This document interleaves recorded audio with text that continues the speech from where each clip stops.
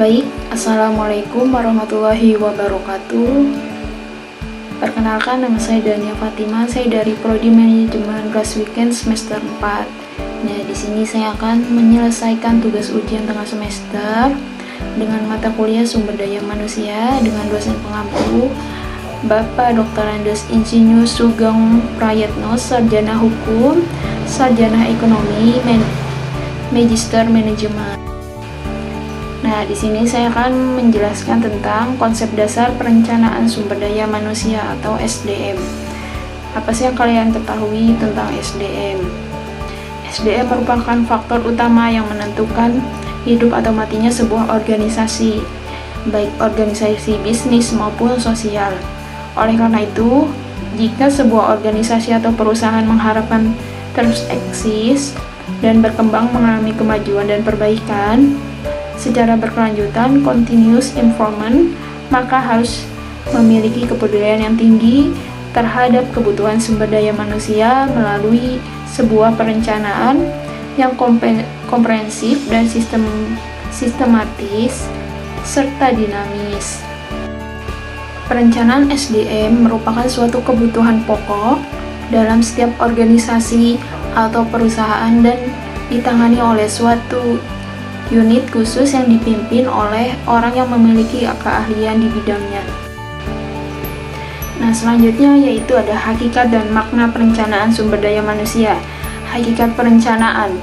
Perencanaan merupakan sebuah keinginan kuat dari suatu organisasi atau perusahaan untuk memberikan jaminan baik jangka pendek maupun jangka panjang tentang pemenuhan kebutuhan sumber daya manusia secara kualitas dan kuantitas.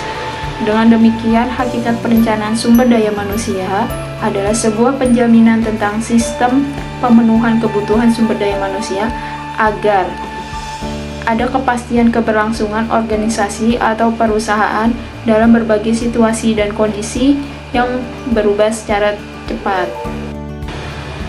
Nah, selanjutnya yaitu ada makna perencanaan sumber daya manusia. Untuk mengingat kembali makna perencanaan sumber daya manusia, berikut dibahas tentang beberapa makna dan definisi perencanaan sumber daya manusia.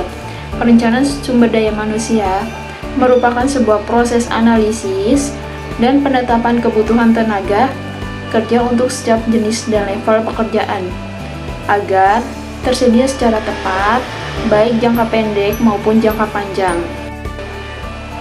Nah, selanjutnya yaitu ada faktor-faktor yang mempengaruhi perencanaan sumber daya manusia atau SDM. Terdapat beberapa faktor yang mempengaruhi proses perencanaan dalam bidang apapun yang harus menjadi pertimbangan. Termasuk di dalamnya perencanaan sumber daya manusia. Faktor tersebut secara garis besar ada dua kategori, yaitu faktor internal. Faktor internal yang dimaksud faktor adalah yang ada di dalam lingkungan organisasi atau perusahaan itu sendiri. Nah, antara lainnya yaitu ada rencana strategi Renstra. Renstra merupakan acuan utama bagi sebuah organisasi atau perusahaan dalam menjalankan aktivitas atau bisnisnya. Dalam Renstra terdapat tujuan jangka waktu tertentu, tujuan jangka panjang atau pendek yang merupakan komitmen bersama seluruh anggota organisasi. Nah, yang kedua yaitu ada kebijakan baru perusahaan atau organisasi. Pada dasarnya sebuah kebijakan, organisasi atau korporasi secara umum telah tertuang dalam Renstra. Tetapi ada kalanya kebijakan baru lahir saat ada perkembangan baru yang perlu diikuti dan dipenuhi yang sebelumnya tidak terprediksi dalam Renstra, sehingga perlu ada penyesuaian secara dinamis agar kebutuhan bisa segera direspon secara cepat dan tepat demi keberlangsungan dan perkembangan perusahaan dan memenuhi kebutuhan stakeholder. Nah, yang ketiga itu ada pendanaan. Dana merupakan salah satu faktor yang sangat penting dalam perencanaan sumber daya manusia dan bisa dikatakan merupakan faktor utama. Bahwa dana bukan segalanya, tapi nampaknya segala memerlukan dana. Pegawai yang diperlukan dan direkrut harus diikuti dengan anggaran belanja rutin, anggaran pembinaan dan pengembangan, kesehatan dan keselamatan kerja, prediksi biaya pensiun, dan sebagainya. Dengan mempertimbangkan kemauan anggaran, maka dapat dibuat skala prioritas kategori pegawai yang harus direkrut. Nah, selanjutnya yaitu yang keempat, ada rencana produksi. Produksi baik berupa barang maupun jasa dapat diprediksi untuk suatu satuan waktu ke depan. Apakah akan mempertahankan status quo atau melakukan peningkatan dalam jumlah dan kualitas, atau bahkan akan menurunkannya. Itu semua harus menjadi faktor yang diperhitungkan dalam merencanakan sumber daya manusia. Yang kelima yaitu ada produk baru. Produk baru suatu perusahaan yang dinamis ada kecenderungan melakukan inovasi dan varian dalam memproduksi barang atau jasa. Produk baru tersebut akan memerlukan pegawai baru yang memiliki kualifikasi dan kompetensi tertentu. Oleh karena itu, keadaan tersebut akan mempengaruhi terhadap perencanaan sumber daya manusia. Nah, selanjutnya yaitu yang keenam, ada struktur organisasi dan tata kelola. Struktur organisasi dan tata kelola merupakan suatu alat atau instrumen untuk mencapai tujuan organisasi. Oleh karena itu, struktur organisasi dan tata kelola harus selaras dengan kebutuhan mencapai tujuan. Dalam struktur organisasi tertentu biasanya memiliki jumlah departemen, divisi bagian atau biro, dan seterusnya. Struktur organisasi ini bisa berubah tergantung tujuan dan beban kerjanya. Namun, struktur organisasi yang ideal biasanya sederhana tapi kaya fungsi, sehingga rapi, simpel, dan tidak rumit, mampu menjalankan tata kelola dengan baik. Hal ini tentu saja berkaitan dengan kebutuhan pegawai, maka perencanaan SDM harus memperhatikan hal tersebut. Nah, selanjutnya yaitu ada faktor-faktor yang mempengaruhi perencanaan sumber daya manusia, yaitu ada faktor eksternal. Faktor eksternal adalah berbagai faktor yang ada di luar organisasi yang dapat mempengaruhi baik secara langsung maupun tidak langsung terhadap organisasi atau perusahaan, yang tentu saja akan mempengaruhi perencanaan sumber daya manusia. Faktor eksternal seringkali tidak dapat dikendalikan oleh organisasi atau perusahaan. Oleh karena itu, dalam proses perencanaan sumber daya manusia harus secara cermat dan bijak menyikapi berbagai faktor eksternal tersebut. Faktor-faktor eksternal dimaksud ialah, nah, selanjutnya itu ada faktor eksternal yang pertama, yaitu ada kebijakan pemerintah. Pemerintah memiliki tugas dan wewenang mengambil suatu kebijakan dalam seluruh sektor urusan pemerintah untuk kepentingan bangsa dan negara, termasuk kebijakan dalam hal yang menyangkut organisasi atau perusahaan. Umpamanya kebijakan ketenaga kerjaan, fiskal, moneter, perpajakan, kesehatan, pendidikan, dan lain. Faktor eksternal yang kedua yaitu ada sosial dan budaya. Lingkungan sosial dan budaya merupakan faktor penting untuk dicermati dan dipertimbangkan dalam perencanaan sumber daya manusia. Misalnya lingkungan masyarakat sekitar termasuk kategori masyarakat industri, kantoran, petani, nelayan, pedesaan, perkotaan, perdagangan, religius, dan lain-lain. Apakah memiliki budaya tertentu yang begitu melekat pada masyarakatnya? Di samping itu, budaya dipengaruhi juga oleh faktor etnis atau suku, bangsa, dan agama. Hal-hal tersebut harus menjadi perhatian dalam perencanaan sumber daya manusia. Faktor eksternal yang ketiga yaitu ada lingkungan geografis. Lingkungan geografis adalah faktor alam yang menunjukkan suatu indikator di mana sebuah organisasi atau perusahaan berlokasi. Hal tersebut akan mempengaruhi minat calon tenaga kerja. Jika suatu perusahaan berlokasi di daerah terpencil, biasanya lingkungan sosial. Nah, selanjutnya yaitu ada faktor eksternal teknologi. Faktor teknologi, khususnya teknologi informasi dan komunikasi, sangat kuat mempengaruhi perencanaan sumber daya manusia. Pengaruh tersebut baik dalam instrumen perencanaan maupun menyangkut kompetensi manusia.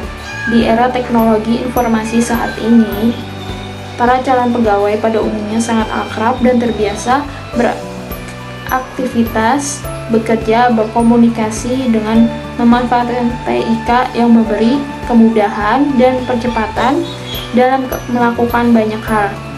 sehingga perusahaan pun harus menyesuaikan dengan perkembangan teknologi tersebut. Nah, selanjutnya yang kelima yaitu ada faktor eksternal kebijakan luar negeri. Bagi perusahaan atau organisasi yang terkait dengan negara-negara lain, seperti perusahaan ekspor maupun impor, atau perusahaan yang memerlukan pasokan bahan baku dari luar negeri, bahan tenaga kerja asing, maka kebijakan pemerintah negara-negara terkait.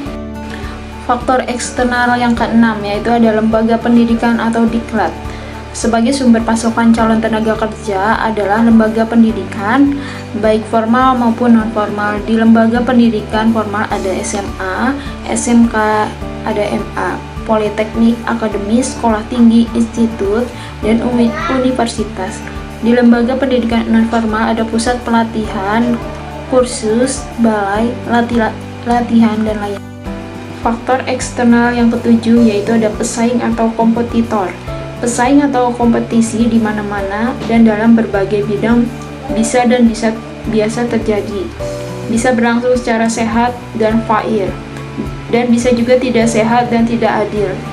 Begitu juga persaingan dalam upaya mencari dan memenuhi kebutuhan terhadap tenaga kerja, terutama tenaga kerja dengan keahlian khusus yang tidak mudah diperoleh di pasar tenaga kerja. Maka masing-masing perusahaan bisa berlomba untuk mengatur strategi dalam mendapatkannya. Nah, yang kedelapan itu ada faktor eksternal demografi. Faktor demografi sangat penting menjadi pertimbangan dalam perencanaan sumber daya manusia, bahkan tidak boleh ditinggalkan. Komposisi kelompok umur, latar belakang pendidikan baik formal maupun non-formal, indeks pembangunan manusia atau IPM sangat berpengaruh terhadap berbagai keputusan dalam perencanaan sumber daya manusia. Selanjutnya yaitu ada tujuan perencanaan sumber daya manusia. Terdapat beberapa tujuan perencanaan sumber daya manusia bagi organisasi atau perusahaan, baik jangka pendek maupun jangka panjang. Secara umum, perencanaan sumber daya manusia bertujuan mempertemukan ketersediaan tenaga kerja dan kebutuhan pegawai pada suatu organisasi atau perusahaan, baik secara kualitas maupun kuantitas, untuk suatu periode waktu tertentu dalam upaya menghindari krisis kebutuhan tenaga kerja yang diperlukan. Nah, adapun tujuan perencanaan sumber daya manusia yaitu yang pertama ada terprediksinya permintaan masa depan perusahaan atau organisasi terhadap kebutuhan tenaga kerja. Yang kedua ada terprediksinya jenis pekerjaan yang masih tetap dibutuhkan, pekerjaan yang akan terhapus dan tergantikan oleh teknologi, atau pekerjaan baru yang akan muncul yang memerlukan jenis tenaga kerja baru. Yang ketiga yaitu ada diperoleh kepastian pasokan atau supply tenaga kerja untuk jangka pendek dan jangka panjang secara berkelanjutan, sehingga perusahaan bisa fokus melakukan inovasi dan pengembangan usaha tanpa khawatir terhadap tenaga kerja yang dibutuhkan. Nah, yang keempat yaitu ada terprediksinya kondisi tenaga kerja yang tersedia, yang telah diluluskan atau akan dihasilkan oleh lembaga penghasilnya, baik menyangkut kualitas maupun kuantitas termasuk spesifikasi keahliannya. Yang kelima yaitu ada diperoleh estimasi kebutuhan dana dan fasilitas lain yang diperlukan agar pegawai mencapai tingkat produktivitas yang.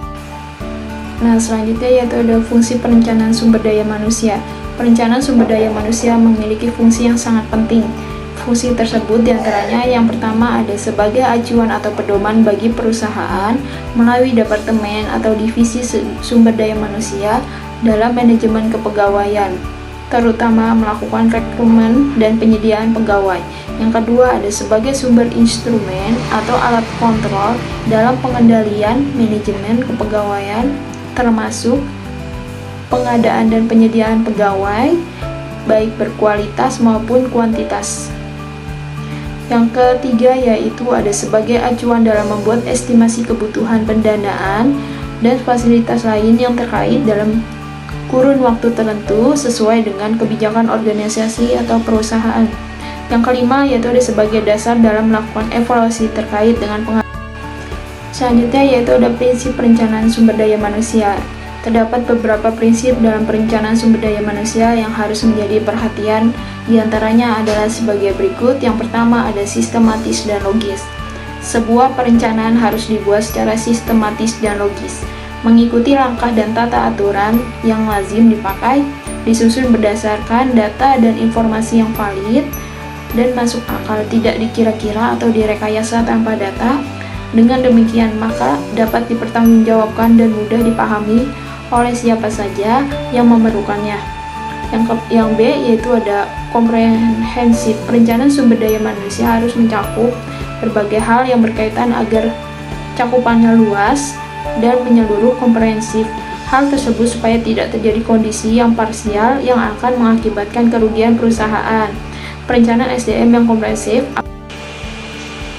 Nah, selanjutnya yang ketiga yaitu ada futuristik. Perencanaan sumber daya manusia disiapkan untuk antisipasi masa depan dengan mempertimbangkan masa lalu dan masa kini.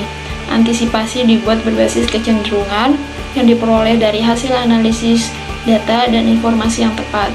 Oleh karena itu, perencanaan harus mampu menggambarkan situasi masa depan yang terjadi kebutuhan perusahaan. Yang keempat yaitu ada dinamis. Tidak ada sesuatu yang sempurna termasuk perencanaan sumber daya manusia. Walaupun sudah dibuatkan berbasis data dan informasi selengkap mungkin, namun di era perkembangan teknologi yang cepat dan pasif, banyak hal yang mengalami aneka perubahan yang begitu cepat dan berdampak ke berbagai hal termasuk terhadap kebutuhan sumber daya manusia. Baik, itu saja materi yang saya sampaikan. Kurang lebihnya saya mohon maaf. Wassalamualaikum warahmatullahi wabarakatuh.